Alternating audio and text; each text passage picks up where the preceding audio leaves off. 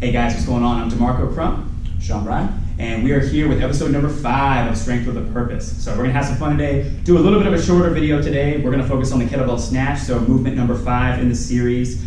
So a lot of fun, super pumped. I'm gonna demo the movements, and Sean, our SFG and SFB coach, is going to take over. All right, Sean.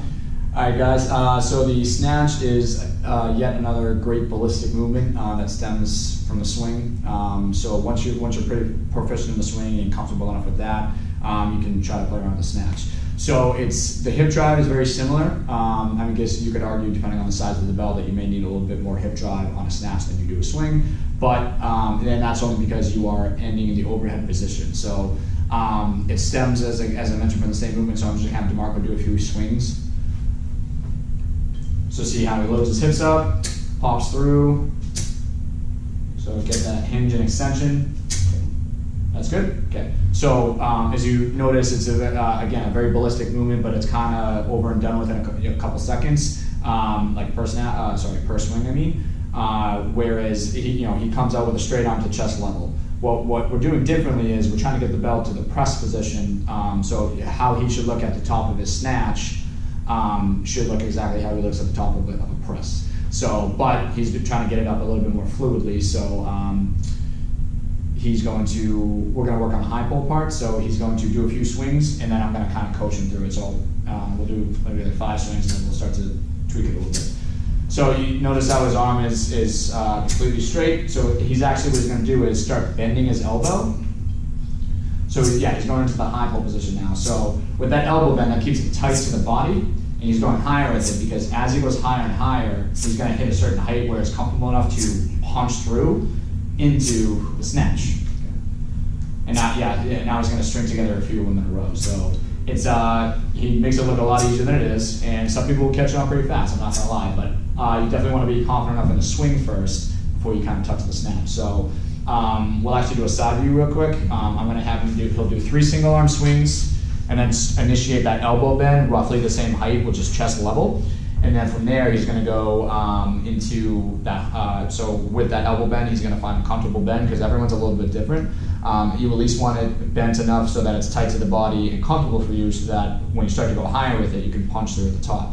So I'm going to have him just do like 3 swings, and then he's going to exaggerate that elbow bend gradually. And then once he finds that good bend, I'm just going to let him go off on his own into that high pull. And then at some point, he's going to be high enough where he can just be like, okay, that's a good spot. Let me punch through and meet the bell at the top. Okay?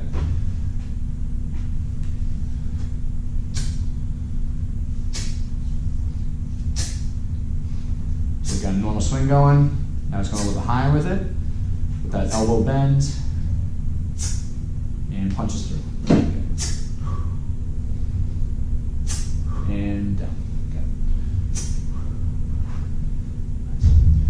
So the way down is technically just as important as the way up, because it, much like the swing too, like if the way down isn't as in tune as it should be, then it's going to throw off the rest of those reps. So as far as how you want to go about dumping the bell, I kind of like to compare it to shooting a basketball. It's just one way to go about it. There are slightly more proficient ways that you can. They take a lot longer to learn, I'm not going to lie. So let's just focus on getting it from the top position down into to that next snatch. So he's going to do 1 snatch at the top, and then we're going to just talk about how to go about doing that. So I tell a lot of my clients to just pretend like they're shooting a basketball, because when they initiate that wrist kind of flipping over, naturally, goosenecking the bell, correct. Naturally, the bell is just going to, gravity's going to take over, it's going to start falling.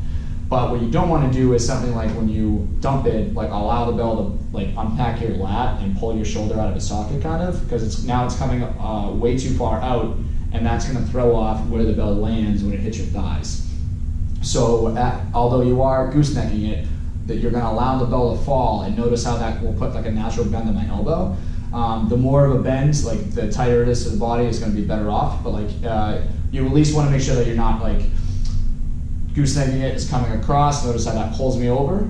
That would be probably one of the worst ways to go with the snatch. Slightly better would be if you goosenecked it but came down with a straight arm. We still don't want to do that, but that's, I suppose, a lesser of 2 evils.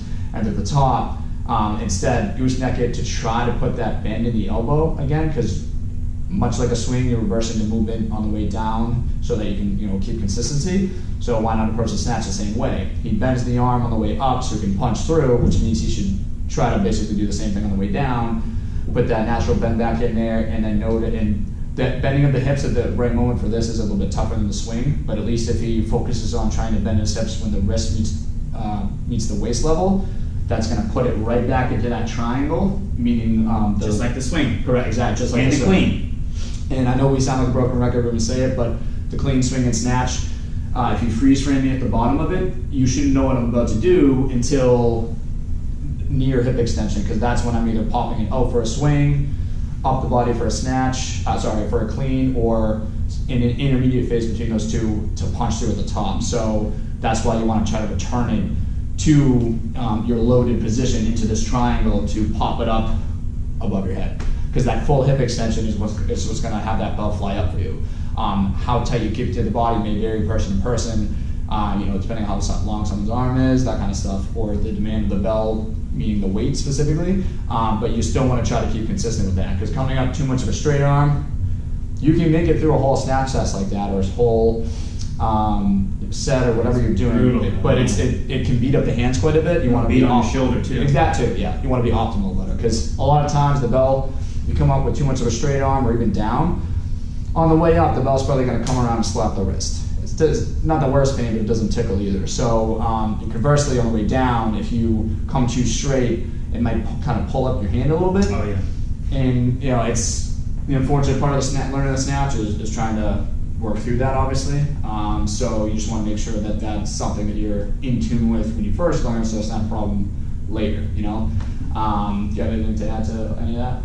No, just that he talked about, obviously the previous episode we talked about the press, exactly like Sean talked about. The top of the snatch is just like the top of the press. I don't know if you guys may have seen this in the video. I like to open my hands at the top of the snatch to make sure that my wrist is in the proper position. So basically, you want your hand up on the bell or the bell really low in your hand. It's going to put you in a good position. That way you're in good wrist position. If I open the hand, there's no movement in the hand, or excuse me, open the fingers, there's no movement in the hand. Now, if that bell's up here, I'm gonna have to fight a lot harder to maintain wrist neutrality, and it's gonna be much easier to get me into wrist extension, which is gonna potentially cause injury. So really get up on that bell, down low in the hand, and then you can maintain this position very comfortably with a snatch on the top of the snatch. So, and a good way to save your grip too when you're, like he's saying, when you're doing the snatch test, which we'll cover in the future. Like you mentioned with the opening the hand, you don't have to do that, but it's a good way to just make sure that you do have that wrist neutrality, because if I'm open at the top, my finger should always be able to point to the ceiling. As soon as it goes towards extension, you can still get a solid snatch off of that, but it's probably going to throw the timing of that dump off a little bit. Yeah. And plus, too much wrist extension, it doesn't really feel good. So opening the hand gives you the feedback of, okay, I feel they're pointing towards the ceiling, I know I'm good. And you'll eventually get to the point where you probably don't even need to open the hand, you just know your wrist is neutral. But that's definitely a good habit to get into until basically, you may not need to do it anymore. And then actually one more thing I wanted to add as far as the position of where you should catch the bell. So I'll come up a little bit closer to the camera so you can see it. You basically want the to run a little bit of a slant, because this is probably the easiest position to hold the bell in terms of whether it's at the top of your snatch, press, in a get up, which we'll touch on next episode. Whereas even if it's slightly up like this, that's closer to pulling the wrist into extension. This is a more comfortable position that I can hold a lot longer. And it's crazy how much a couple, not even a full inch makes in terms of holding that bell and keeping that wrist neutral. So, the other thing is, when you dump the bell properly, you want the bell to jump from this part of the hand, basically like that, and that's when you dump it like that gooseneck.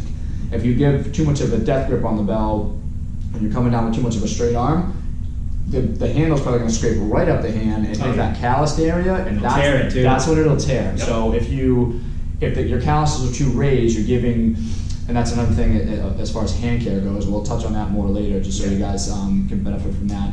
But if you're allowing the bell to scrape up the hand, it's going to catch on to any raised calluses, and that's what will tear. So you really want to focus on getting that dump down to the point where it will just jump from the bottom position here on top of the calluses, but not scrape up them. Yeah, awesome, good deal.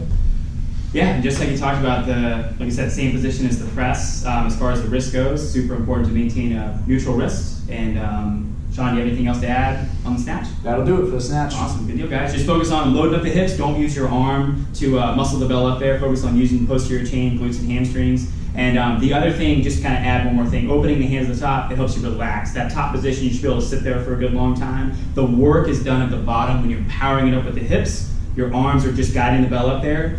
Nice exhalation, relax. Then you're gonna reload and set for the next movement. I always say like load, explode. Sean's told me before, like a bow and arrow, you're gonna load up, release and explode.